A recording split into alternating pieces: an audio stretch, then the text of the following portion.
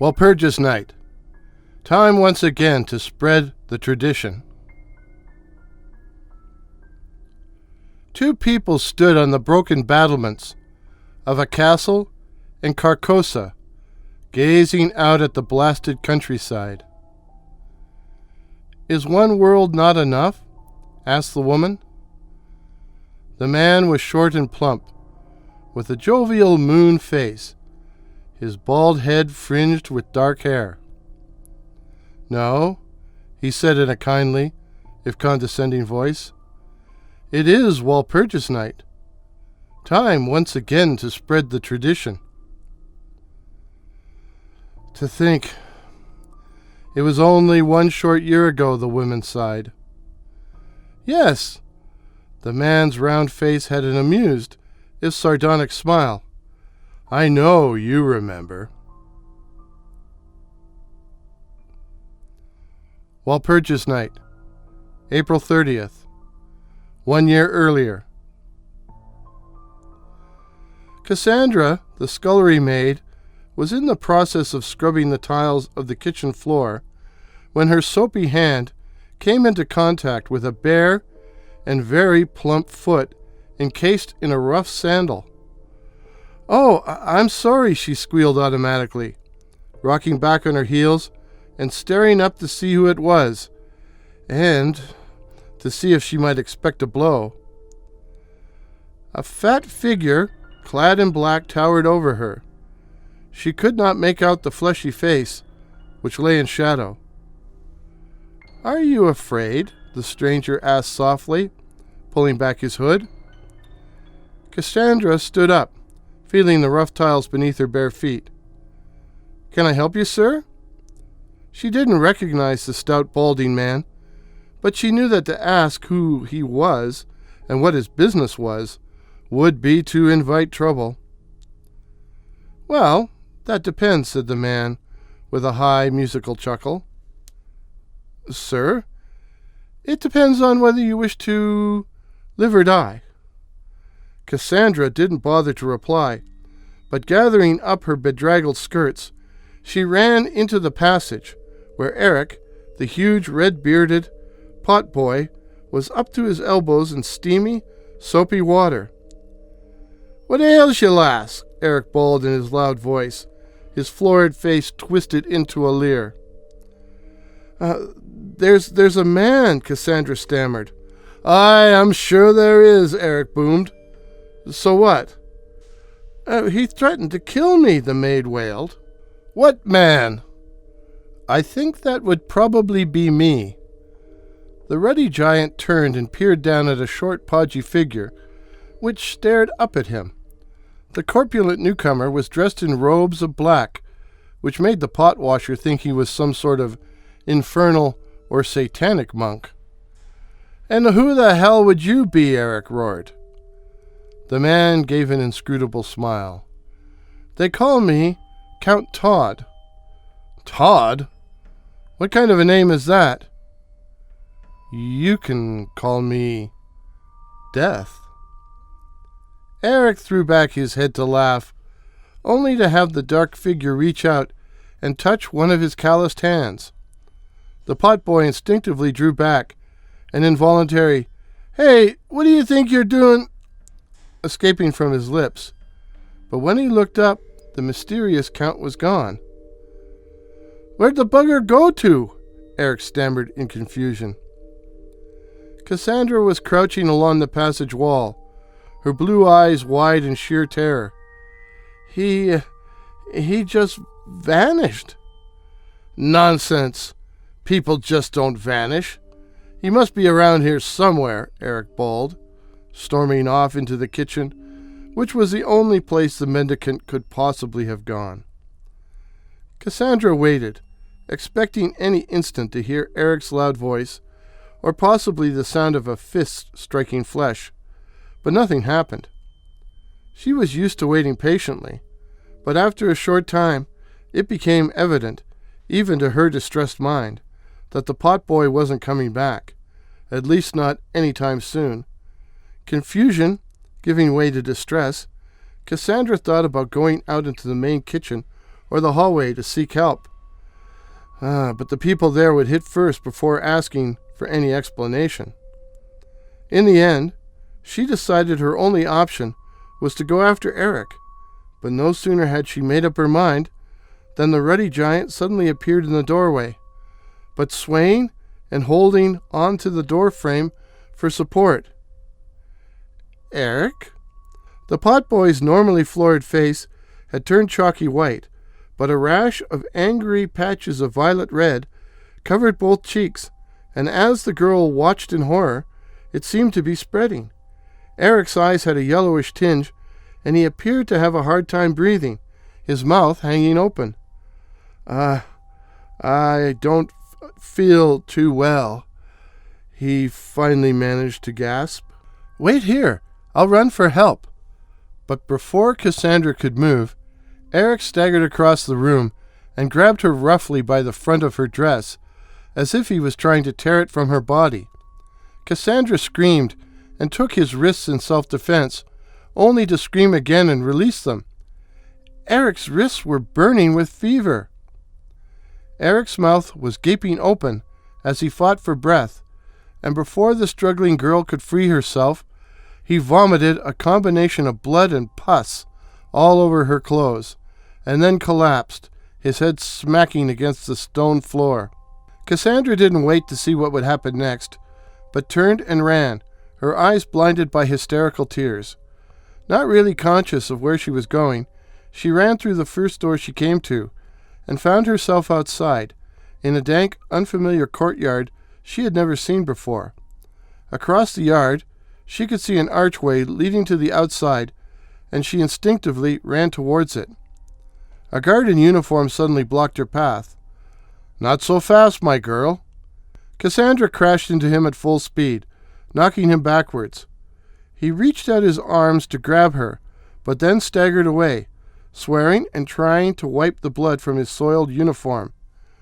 "You filthy wench," he called after her, but she was already gone. Cassandra's bare feet pounded along the dirt road to the village. It was late, so she encountered few people en route, save for some drunken soldiers and laborers, who accosted her, but quickly backed away on seeing her vile apparel. Arriving at the hamlet, she found all in darkness, except for the brightly lit inn, which seemed to be doing a roaring trade. Cassandra pushed open the heavy door, and like Eric only minutes before, she stood there, holding onto the frame for support, her eyes staring blankly. The room swam before her, and her senses were assaulted by the sounds of raucous laughter and the stench of fried food, alcohol, and tobacco. And then the room fell silent, and Cassandra saw all eyes had fallen on her. She tried to speak, to cry out, but all that came out was a pitiful squeak. The innkeeper, a heavy-set man with a beetling brow, lumbered out from behind the counter and demanded, "What do you want? We don't want your kind in here. Out, now." "It's Cassandra from the castle," one of the serving wenches said. "So what?" snarled the innkeeper. "She's filthy, whoever or whatever she is. She's sick, can't you see that?" "I don't give a tinker's damn. I want her out of here," the big man bellowed. But as he reached out to take her arm, she collapsed and fell on her face with a loud smack. A number of the women present picked Cassandra up and carried her to a bedroom on the inn's upper floor. The innkeeper plodded after them. "I don't want her dying in here, you hear me? If she's that ill, chuck her out in the street." The woman, who had originally intervened, said, "She needs a doctor." "Who's going to pay then?" the big man demanded. "If she's that sick, out she goes, I say." The barmaid, who had been bending over the unconscious girl, straightened up with a stricken look on her face. She's dead." "Damnation! Well, I'm not having a corpse in the house. It's unlucky. She'll have to go out to the shed." The innkeeper hurried downstairs as quickly as his bulk would allow, and in a dingy corner found a bandy-legged runt in the early stages of intoxication. "Here, Timothy, if you help me and keep that trap of yours shut, I'll see you in ale for a week." "What do I have to do?" "Come with me." Timothy might have refused to handle a corpse, but a week of ale was a mighty temptation for a chronic pauper. Soon he was staggering down the stairs backwards, striving desperately to hold up Cassandra's body, without grabbing her breasts as a handhold, while the innkeeper followed, holding her by her bare feet.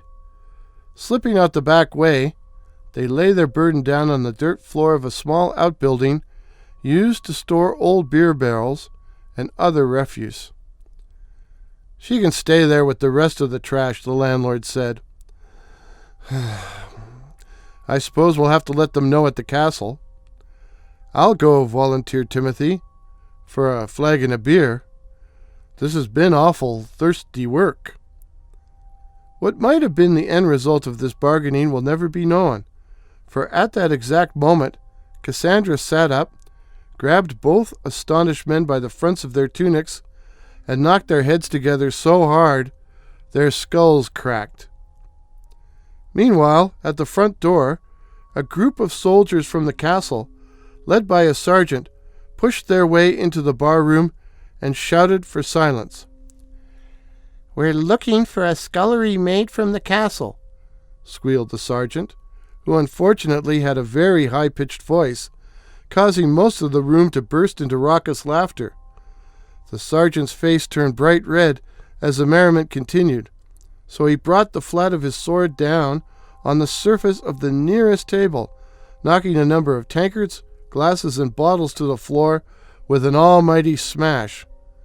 The laughter and the talking stopped dead. "We're looking for a wench from the castle. We don't know what her name is." "What do you want her for?" "Murder." Everyone began speaking all at once, and the sergeant was about to slap his sword down on another table when Cassandra entered the room. Cassandra had once been a pretty girl, despite her lowly station, but now the left side of her face was disfigured by a number of angry red sores, which seemed to discharge sickening, urine-colored pus, her left eye yellow and swollen up like a slice of lemon. Her cracked and bleeding lips appeared to move as if she was trying to speak.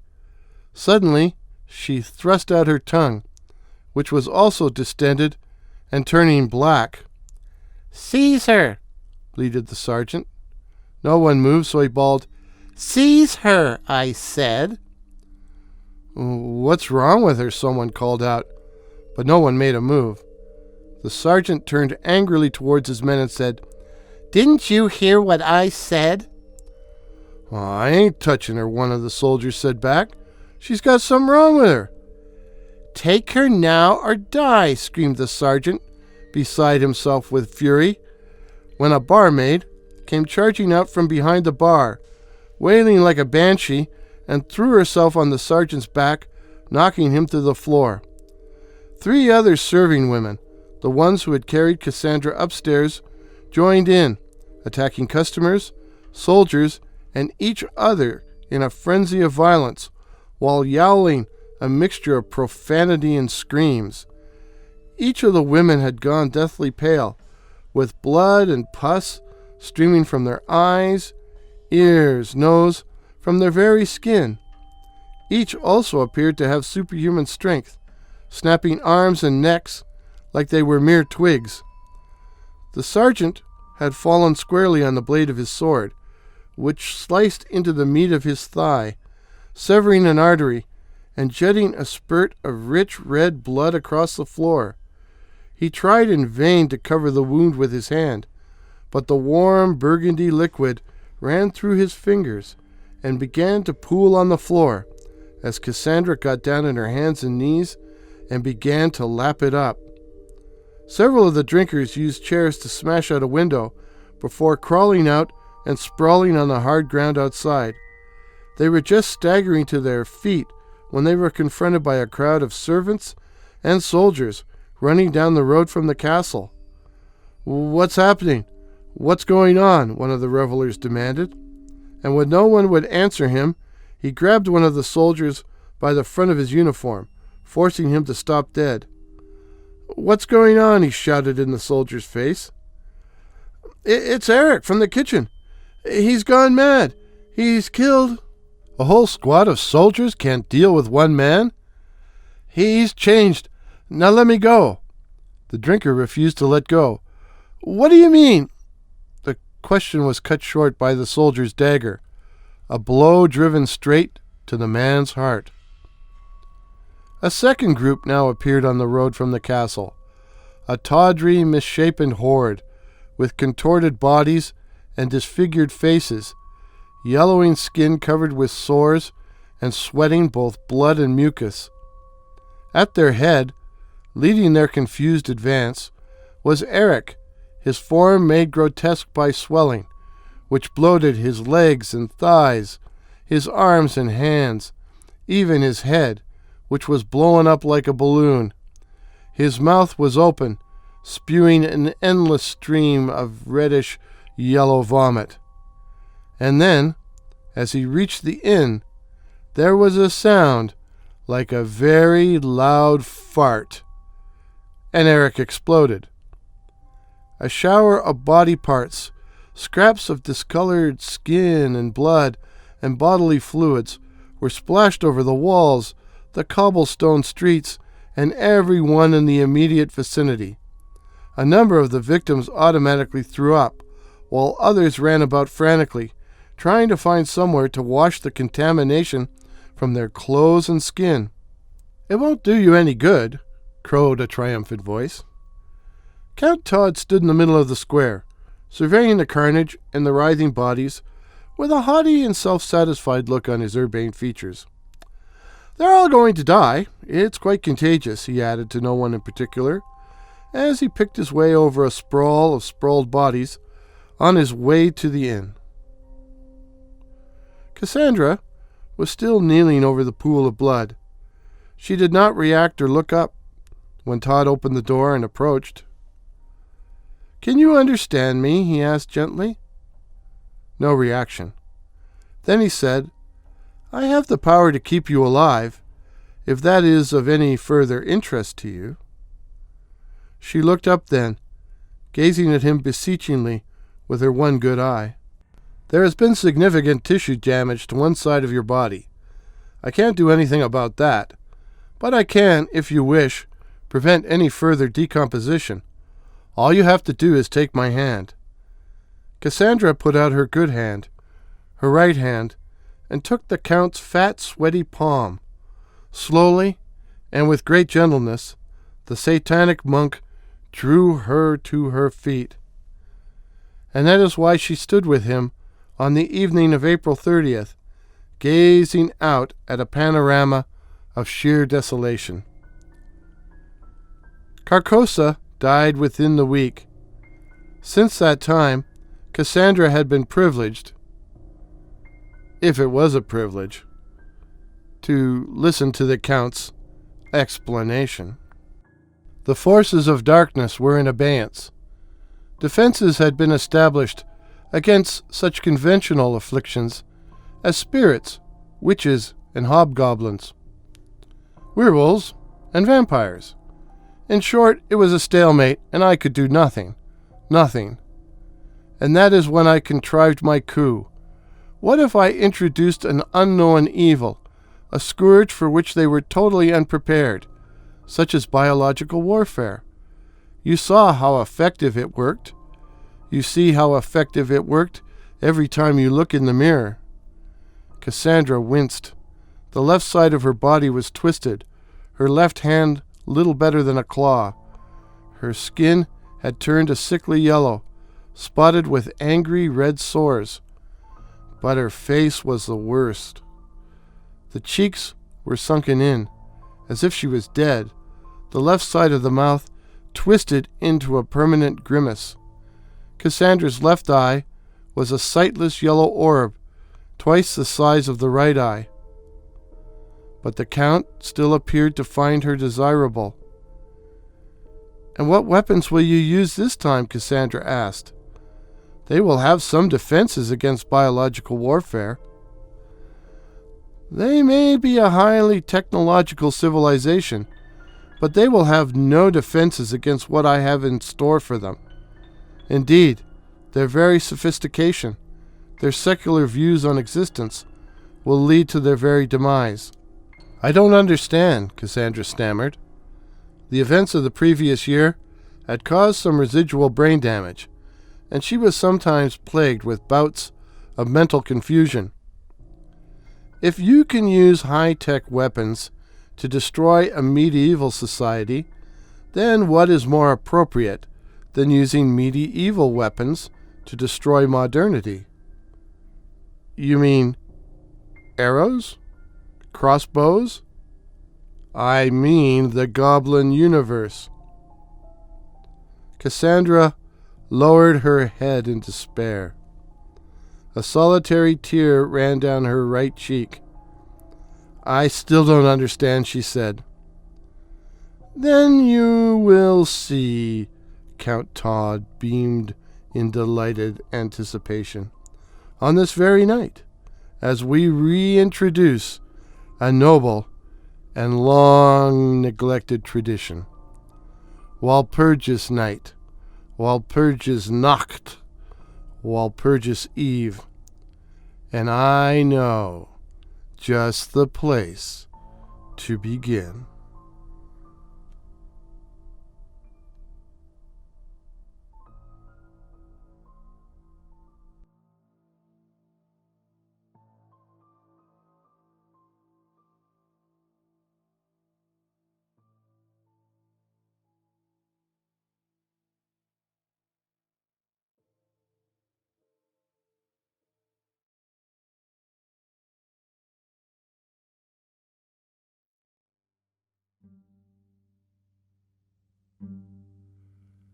Cassandra was in pain and ashamed, but worst of all, she was frightened.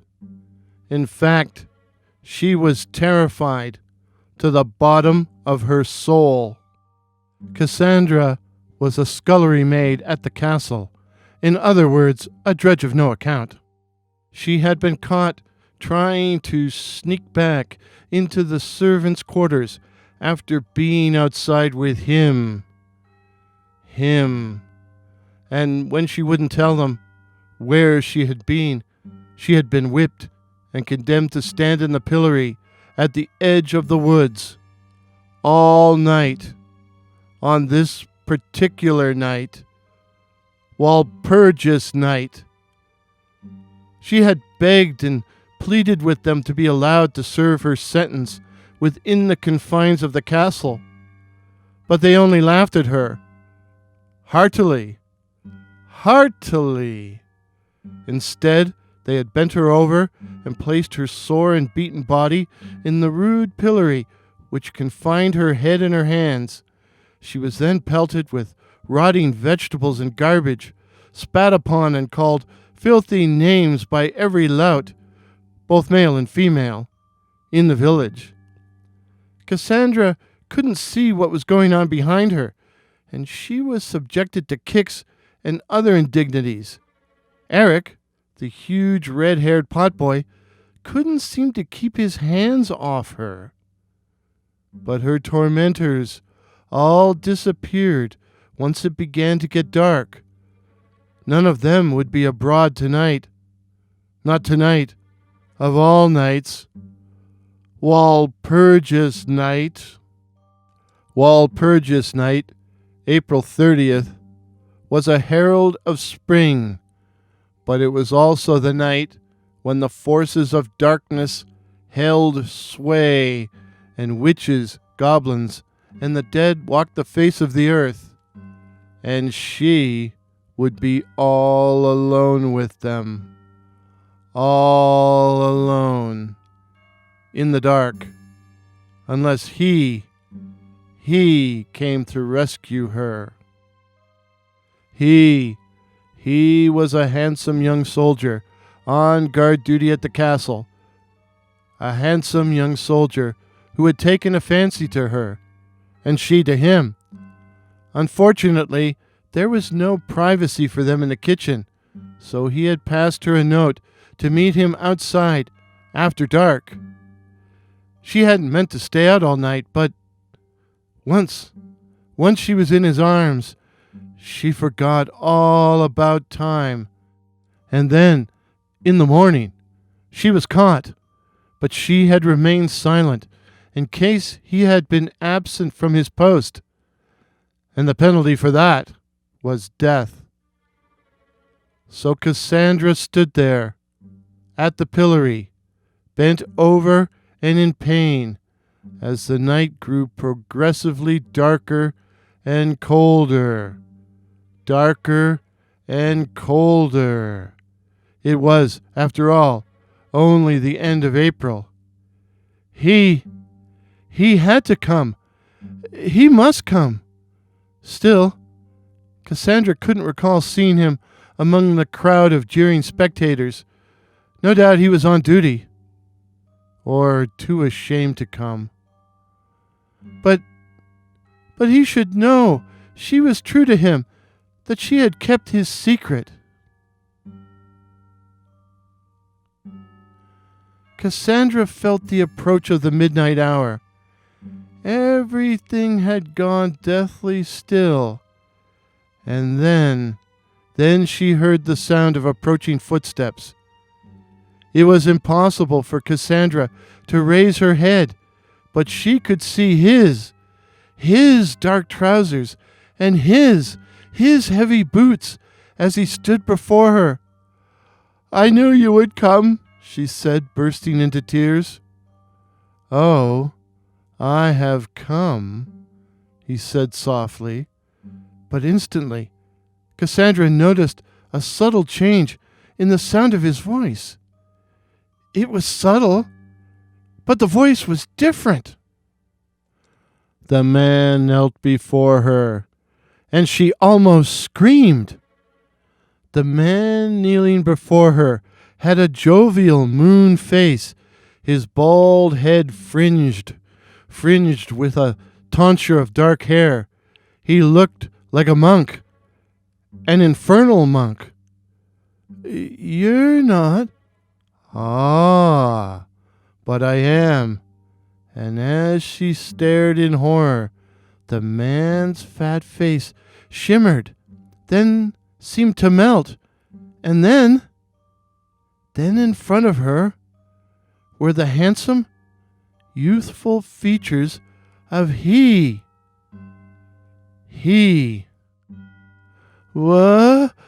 Cassandra gulped, then watched as her lover's face reverted and was transformed back into the fat and sensual face of the monk. "You may call me Count Todd," he said with a leering smile. What are you? What night is this?" "Oh my God!" I don't think he's likely to help you." Count Todd put two podgy hands, as plump as toads, on either side of Cassandra's head and lifted her face, her neck. He leaned towards her, and she tried to pull away, his foul, reeking breath choking her, making her want to vomit, making her,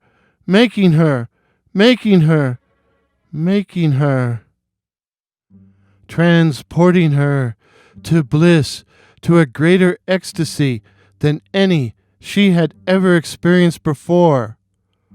For Todd had kissed her.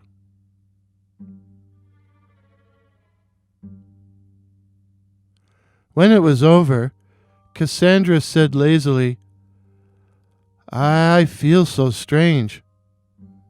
"That's because you're dead," Todd answered primly. "Dead?" "Oh, yes. I killed you. I drained your body of all its essential fluids. Your essence, as it were. You are, quite dead." Cassandra began to wail, but Todd silenced her with an imperious, "Be quiet. I have given you eternal life and an opportunity for revenge. Revenge! Don't you wish to take it?" Cassandra stared at Todd's fat and sardonic face. It then appeared as the most beautiful countenance she had ever seen, in both life and death. Tell me what I must do," she finally whispered.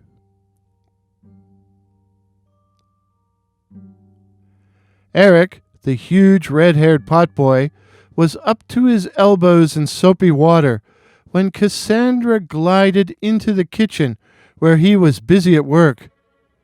He stared at her open-mouthed. Who let you out of the pillory, wench?" he demanded in his loud, booming voice. "My friend." "What friend?" "Death." "Eh?" "Don't you want me, Eric?" Cassandra purred in a husky, alluring voice, and suddenly, for Eric, Cassandra was no longer an unkempt and frowsy scullery maid, but the most desirable woman, the most desirable woman in the world. He stepped forward to seize her in his huge wet arms. She turned her lovely glamorous face up towards him and tore out his throat. The spurting blood jetting across the kitchen and splashing Cassandra's smiling face. The moral of the story: never laugh or jeer at the man or woman locked in the pillory. You may be next.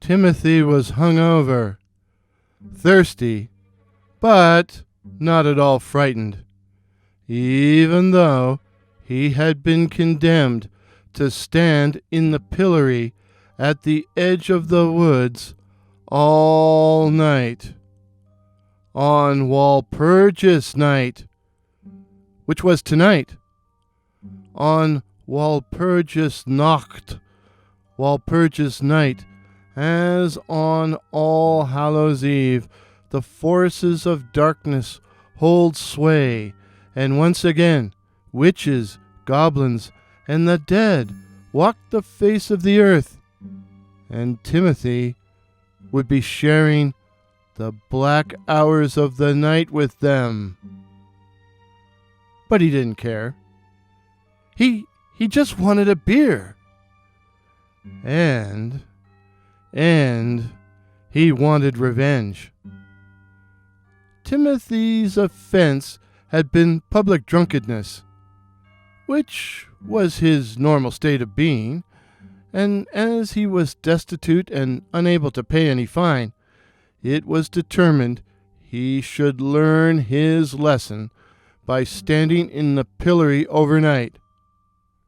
Learn his lesson, indeed. But Timothy was a tolerated figure in the village, and unlike some offenders, such as Cassandra the scullery maid, he wasn't showered with spit, rotting fruit, or abuse. But still, Timothy knew there were some out there who wished him harm, and who were waiting for the fall of darkness. Eric, the huge red-haired potboy, had it in for him. On a visit to the castle to deliver some kegs of ale from the village publican, Timothy had espied Eric's cloak hanging on a hook outside the kitchen, and Timothy had explored it, and explored the purse brimming with coins that he found in one of the pockets. Eric hadn't caught him in the act, nor could he prove that Timothy had stolen the money. But he knew it was Timothy, as no one else, no one who knew him, would have had the nerve to rob him. Yes, Eric knew and intended to take it out of Timothy's hide, assisted by his friends Derek and Roger, who were only waiting for the fall of darkness. Well, Timothy just might have a surprise for them. A little surprise for them, too. Darkness comes early at the end of April, and there was a chill in the air. But Timothy didn't mind. A lifetime of rioting in taverns had left him permanently well insulated. The few loiterers that had been hanging around, joking and haranguing him, departed with the dusk. This was not a good night to be outdoors. But Timothy knew he wouldn't be alone for long. After an hour of solitude, he heard the crunch of heavy boots approaching him along the gravel path. And then someone kicked him in the ass, hard. They were here. Eric had come around to the front of the pillory, and kneeling down, grabbed Timothy's ears with his huge freckled hands. "Where's my money, lout? Tell me, eh?" I never took your money," Timothy began to say, but was stopped when Eric slapped his face.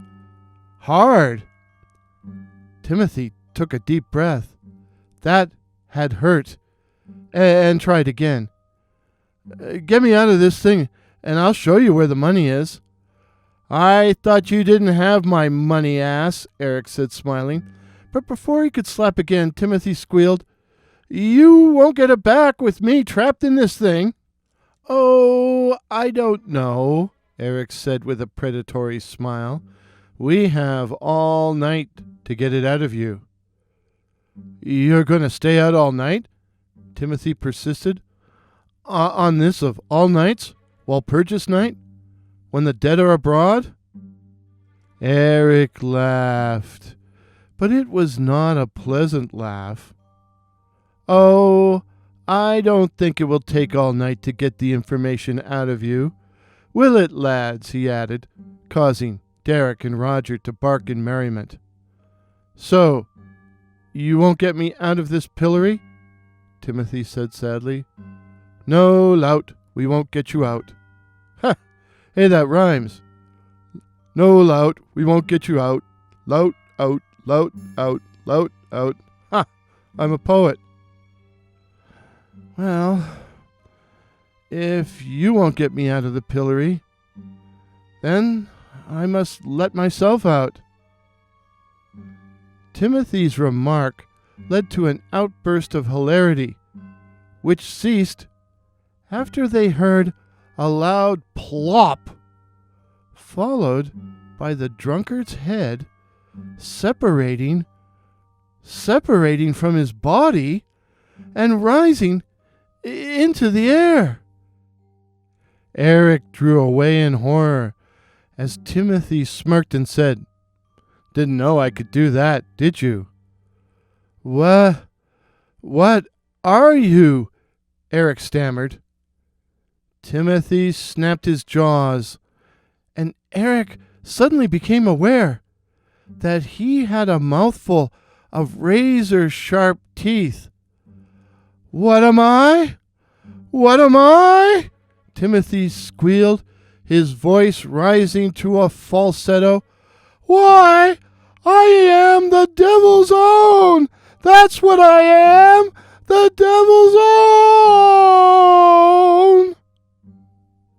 No longer trapped by the head, Timothy wiggled his hands free and stepped away from the pillory, his body moving without a head, his body walking without a head. Without a head! Walking without a head! Until it burst into a run. Derek and Roger fled screaming, crashing through the trees and the underbrush in their frantic efforts to get away, while Eric tried to shield his face and head from Timothy's snapping teeth, screaming when the flying head tore off his right ear. His right ear! Eric might have escaped if it hadn't been for the tree limb. But no, he didn't see it and ran into it, fell on his back and exposed his throat, and learned that Timothy liked to drink more than just ale. He liked to drink blood!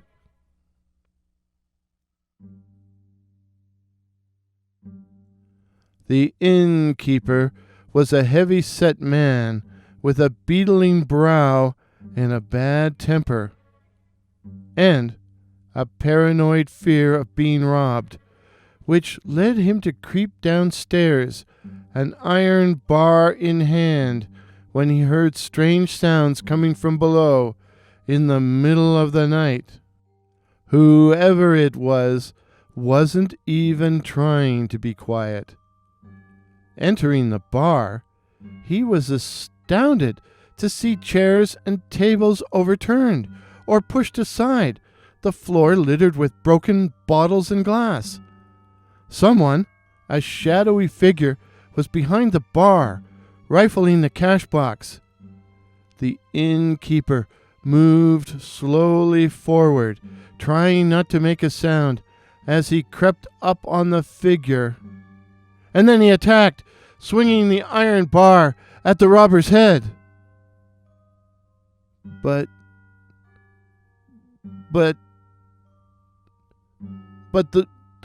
the robber didn't have one, didn't have a head. The innkeeper backed away as the headless figure stumbled towards him. But then he heard a noise, a shrill, high-pitched laugh from behind him, and whirling around, he saw a human head, an ugly, greasy human head, hanging in midair, regarding him with sardonic amusement. The innkeeper was so startled, he didn't even recognize the head as Timothy. And then the strong hands of the figure coming up behind him, the figure without a head, closed around his throat and choked the life out of him.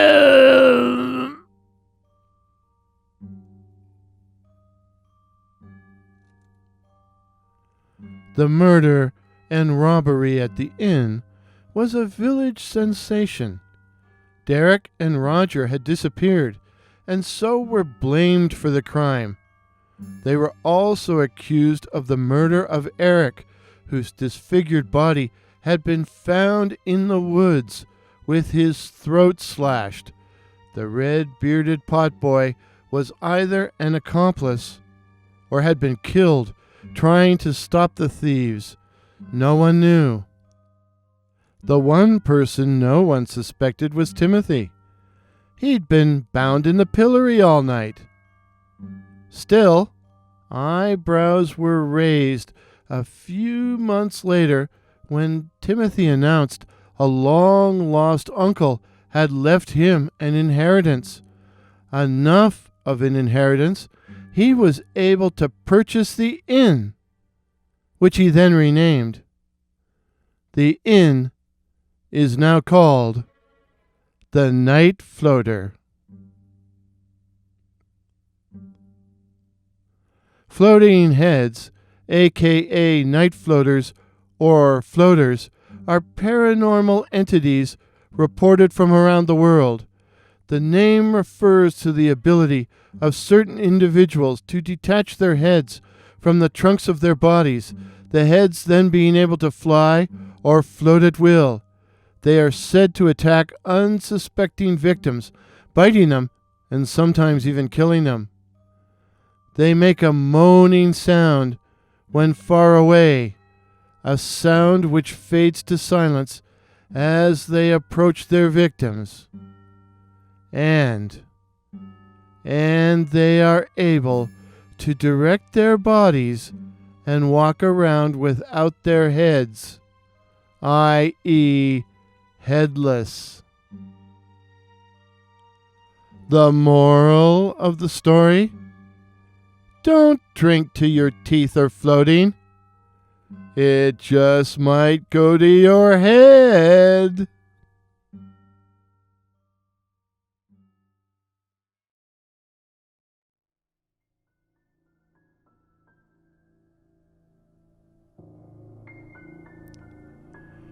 Walpurgis Night now. Time to once again spread the tradition. I loved April 30th, Walpurgis Nacht, at my uncle's place.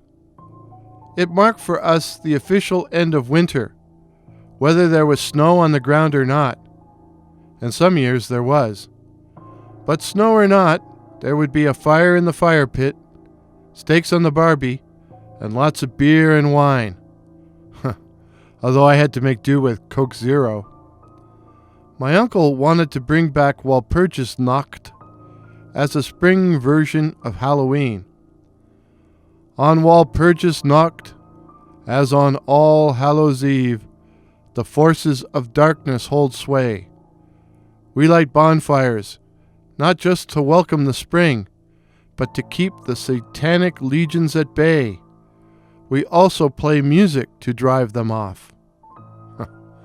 I should mention here that my uncle's idea of appropriate music was the Symphonie Fantastique by Berlioz, not Black Sabbath.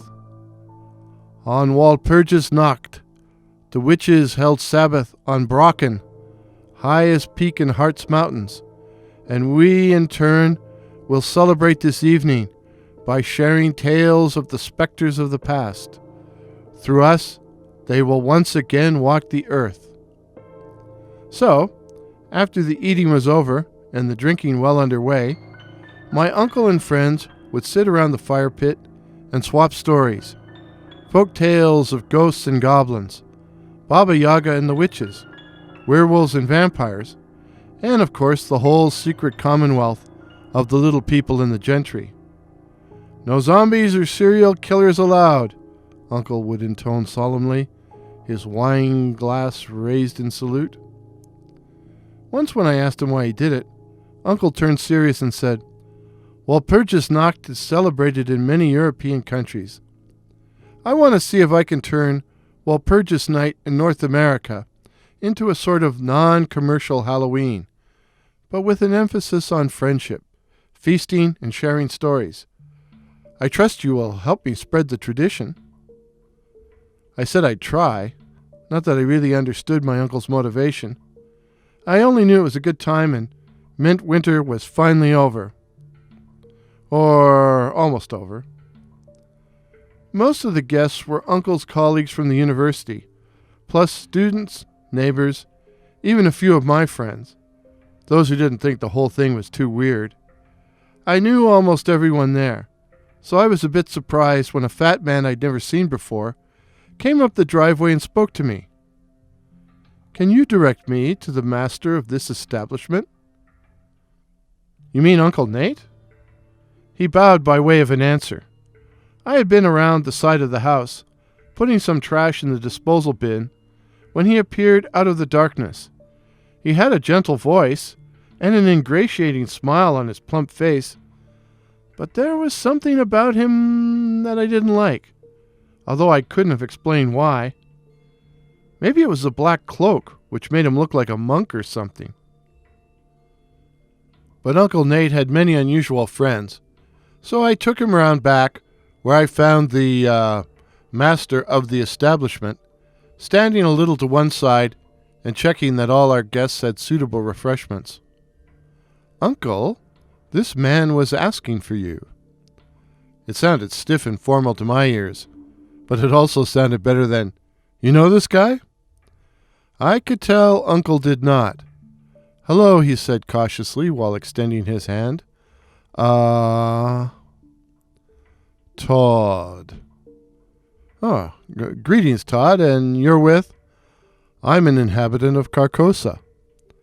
Uncle Nate threw back his head and erupted with laughter, his short gray beard wagging with sheer delight.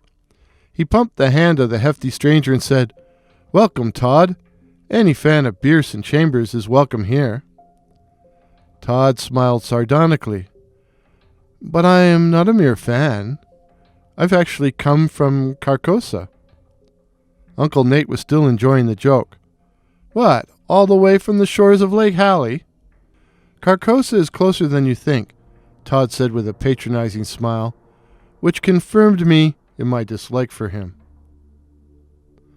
Uncle Nate handed Todd a glass of red wine. "I must applaud you, sir, for your efforts to bring the tradition of Walpurgis Night back from the dead," Todd continued. "It is for that very reason I've decided to begin my campaign right here. This wine is excellent, by the way." "Campaign?" Uncle Nate was mystified. Todd spread his plump hands. "Voila!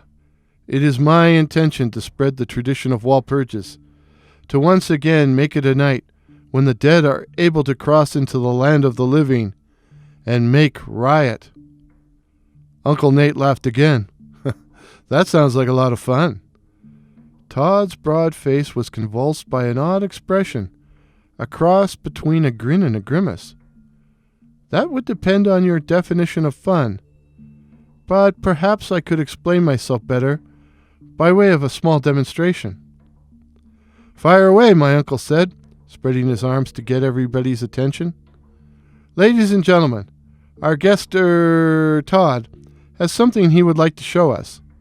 Uncle Nate bowed towards the fat man, adding, "Take it away, Todd." Todd stretched out one of his plump white hands, on which he balanced his wine glass, half full of ruby-colored liquid. Some of the other guests, but not all, gathered around, some curious, some not so much, all wondering if they were going to see anything of interest. "Behold," Todd said. At first, nothing happened. But then, slowly, the glass began to levitate and move away from Todd, who stared at it fixedly. "Great slay of hand," boomed Jeff, a loud and rather geeky grad student who was a near match to Todd in terms of girth. "Slay of hand," Todd said disdainfully. "This is the work of earthbound spirits." The wine glass continued floating until it hovered directly over Jeff's shaggy head. "Don't," I said to myself. But it did. The glass tipped completely over, showering Jeff with vino. For a few moments, there was stunned silence. Even Jeff was too flummoxed to react. He simply stood there as the blood-red wine ran down his wrinkled forehead and into his watery gray eyes. It was Todd who broke the silence. "I don't think the spirits are partial to you." "Why, you dirty son of a bitch," Jeff sputtered. I don't think the poor guy knew exactly what to do, but humiliation compelled him to do something, so he took what was supposed to be a menacing step towards Todd, who merely smiled. Suddenly, Jeff sputtered again, much harder. He appeared to be gasping for breath and had his hands around his own throat, as if he was choking himself, or clutching at a pair of invisible hands which were choking him. "Now I know the spirits don't really like you," crooned Todd, as Jeff's eyes bulged out and his face began to turn purple. "I think you've really offended them." Uncle Nate was slow to anger, but he was angry now. He took a step towards Todd and said, "Are you doing this?" "Me?" Todd asked in a voice of innocence. "It's more likely to be the spirits at work." "Then make them stop, now," my uncle said, trying not to lose his temper. "Well, perhaps if this, fellow was willing to apologize." The invisible hand seemed to relax for a moment, But Jeff was too busy gasping for breath and rubbing at his sore neck to say anything. He stood there swaying and staring at Todd with eyes which bulged with both terror and hatred. "Now say you're sorry," Todd coaxed. "I think you'd better leave," Uncle Nate interrupted, pushing himself between Todd and his snuffling victim. "Really?" Todd asked innocently. "Aren't you afraid that will anger the spirits even more?" Uncle Nate reached out to take Todd's arm, preliminary to marching him off the property when a number of bottles and glasses arose from their own accord, followed by plates, cutlery, lawn chairs, tables, even the burgers cooking on the grill. At the same time, the backyard was rocked by a number of loud, booming noises, each clap making the furniture, the trees, even the walls shake with the force of the concussion. Words in a dripping, reddish-yellow fluid appeared on the walls of the house and the garage. "You are all going to die." And lastly, the fire in the fire pit turned emerald green. All of the guests, about 50 people, jumped up from their lawn chairs and looked around, eyes wide with fright. Uncle Nate let his hand drop, saying, in a voice of wonder, "What is—" "Food fight," Todd chortled. Suddenly the air was filled with flying paper plates, burgers, hot dogs, plus zooming containers of ketchup, mustard and relish, and, worse, glasses, wine bottles, and beer cans. In the whirlwind maelstrom, there was no alternative but to hit the deck, only to find the wet ground covered with broken shards. Jeff had suddenly reanimated and was stumbling towards his portly antagonist, right fist raised to strike, when, howling with pain and indignation, he slapped his hand to the side of his neck. A jet of blood spurted through Jeff's fingers, spraying several bystanders with gore.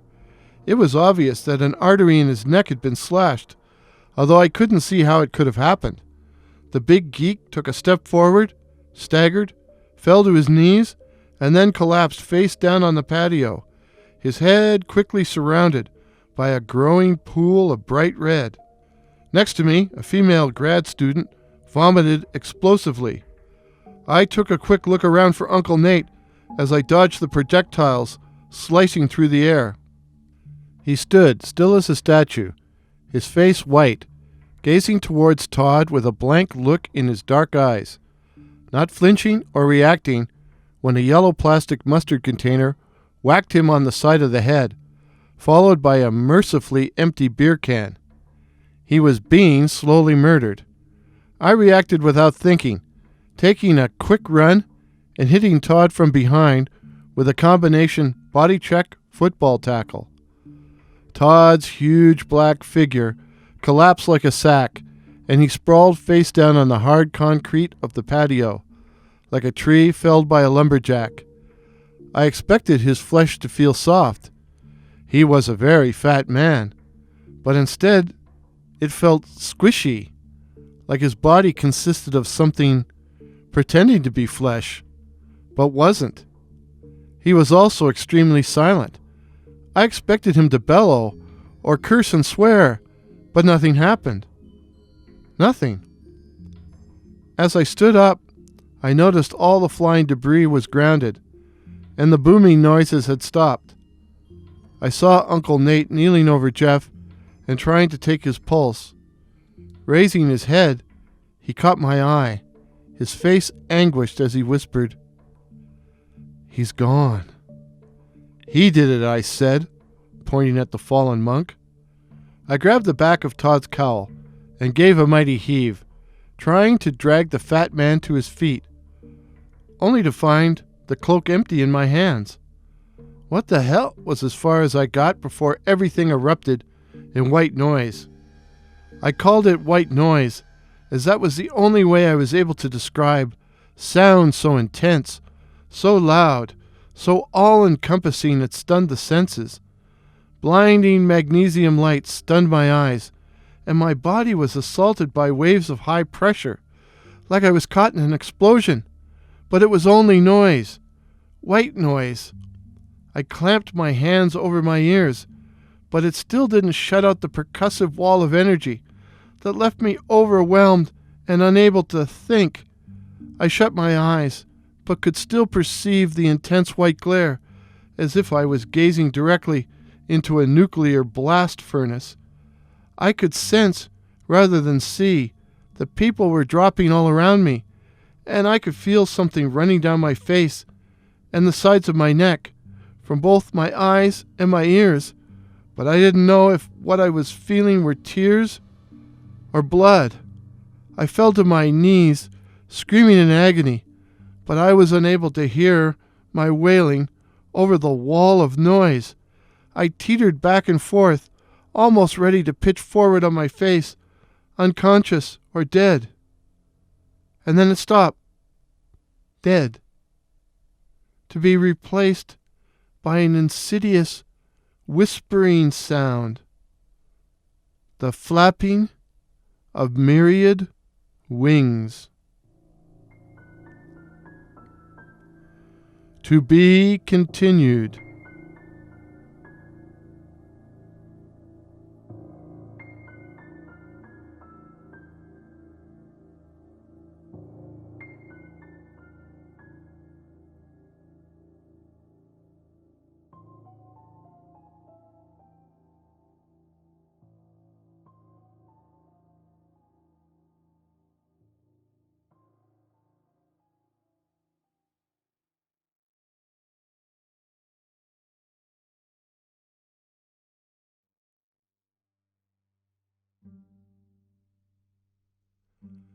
Festival, the Night Floater Mythos.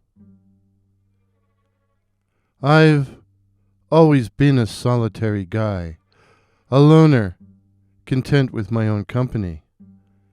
This was especially true that last spring and summer before university. I'd broken up with my girl and my few friends had already left town, so I was on my own. I avoided all the local watering holes, in part to avoid the jerks I went to high school with, and instead I went for long walks after dark. It was a melancholy but peaceful time. I was saying goodbye to childhood. One cool night in late spring, I found myself walking the CN train tracks, heading west, smoking cigarettes and wondering what my life would be like when I started school in the fall. I'd been walking for about 45 minutes as the darkness took control. No trains passed and I met no one. I had gone as far as the fourth line, a distance of about 3 miles, when I became aware of a bright light off to my right. A fire. The fire was near an old abandoned farm silo that sat in the middle of a clearing north of the tracks, the numero uno party spot in our town. My guess was that somebody was having a bush party, and I almost turned away to slink off into the night. It was probably just a bunch of kids, and if there was anyone there I knew, they were probably people I didn't really want to see. But the fact was, I was lonely. Too lonely. On one level, I was enjoying the bittersweet angst, but it wasn't healthy.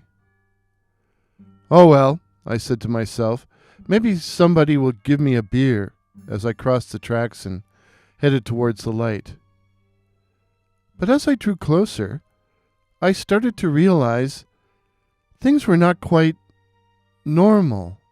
I mean, for starters, where were all the cars?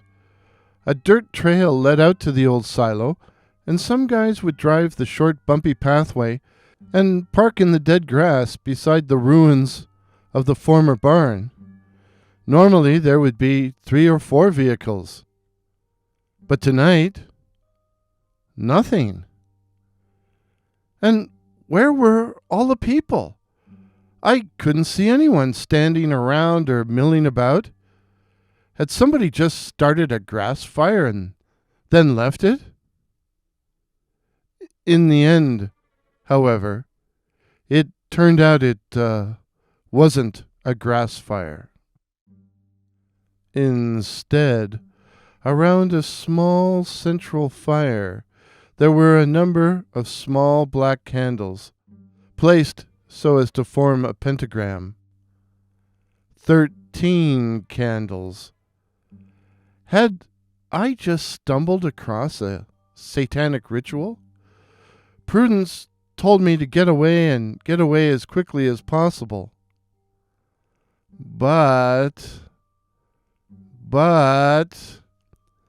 curiosity. I know, curiosity killed the cat, but satisfaction brought it back. I knelt down in the tall grass, where I would be invisible in the gathering gloom, but from where I could see the candles and the pentagram as clearly as if they had been on a stage. It turned out that I didn't have to wait long for the actors to appear.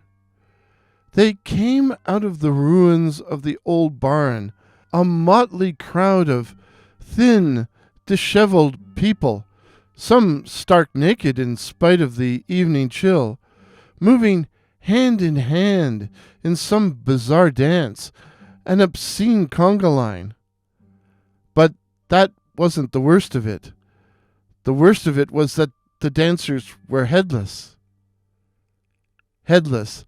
They had no heads. They moved around the pentagram in a weird pirouette, and as I watched in horrified fascination, I wondered how they could see where they were going. I could hear a strange moaning sound from off in the distance, a banshee wailing that slowly faded out as the wind began to rise, and I wondered if it would blow out all the candles or start a real grass fire. I was backing up, preparing to get out of there, and not as careful as I should have been. But, they didn't have heads or eyes, so how could they possibly see me? But in the end, it turned out they did have heads. The heads came flying out of the night and swirled around above the headless dancing bodies like a flock of demonic birds. The heads circled around and around and around till I started to get disoriented watching them. Still, I noted a certain family resemblance in the circling orbs. The heads were pale, fish-belly white, with long black hair flowing up behind them. The faces, thin, pinched, and dirty. The eyes were red and glowing. I realized with a shock of horror that what I was staring at was the night floaters. The night floaters had been the night terrors, the boogie people of my childhood, a malignant cult of strange beings that could detach their heads from their bodies, the heads then being able to fly through the night to molest their victims. I remembered now that, as they flew, the heads made a moaning sound that faded to silence as they approached. And they could apparently animate their headless bodies and use them to chase and to strangle victims. In the end, it was the glowing red eyes that led to my undoing. I must have moved too violently or made a noise, for suddenly one of the ugly female heads stopped in mid-flight to stare daggers at me. Several of the other heads collided with her, knocking her sideways with a loud smack. It should have been funny, but it wasn't. She quickly regained her position, her blazing eyes still riveted on mine. And then they all saw me and flew at me. I ran. I didn't think I could outrun them, but I remembered there was an intersection with a brightly lit 24-hour gas bar. Oh, only what? 300 yards? 3 football fields away? Could I make it? I took a quick look behind me. The floaters were right there, and now the headless bodies were shambling after me in hot pursuit. I stumbled onto the dirt trail, then jumped the drainage ditch and clambered onto the train tracks, where I figured I could run faster. I heard the blare of a horn as a beam of intense white light washed over me, blinding me. A freight train was bearing down on me. I threw myself to the right, buffeted by hot air as the train raced past me. I landed at the bottom of the drainage ditch, on the opposite side from the night floaters, my fall broken by thick weeds and stagnant water. The train was a long one, perhaps 100 cars, and as it passed, I crawled forward as quickly as possible and managed to reach the intersection and safety. I took a cab home from the gas station, and I got some strange looks from the driver due to my wet clothing and generally dazed expression. I stayed home nights from then on, although I was pretty sure that some disembodied heads perhaps, were outside my bedroom windows trying to stare in. Fortunately, I kept my drapes shut tight and soon left town for school. My parents also moved to another nearby town, so I never saw the silo again. And if the Google Street View is to be believed, it no longer exists. It was only recently that I had a sudden epiphany. I realized the date I had seen the pentagram and the candles and the night floaters was at the end of April. April 30th, in fact. Walpurgis Night, the night when the forces of evil hold sway and the dead walk the face of the earth. Kinda a spring version of All Hallows Eve. All Hallows Eve or Halloween. Were the night floaters real?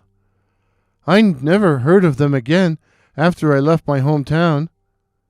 Were the candles and the pentagram a ritual to summon them?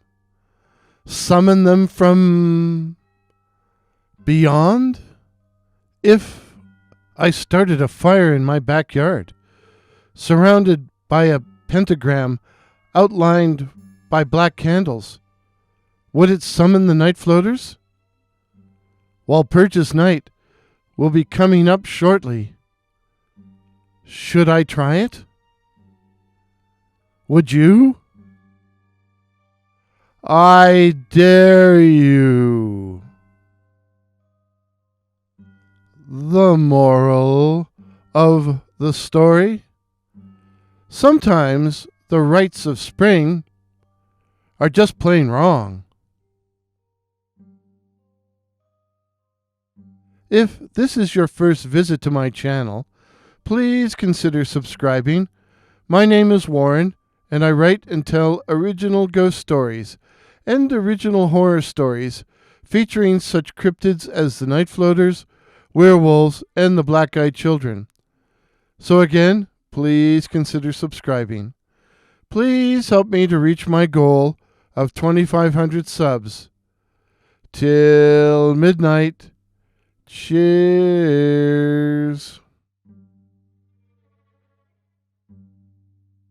Pictures used in today's video, courtesy of Pix here, that's PX here, while the music was the classic Ghost Processional by that patron of the internet, Kevin MacLeod.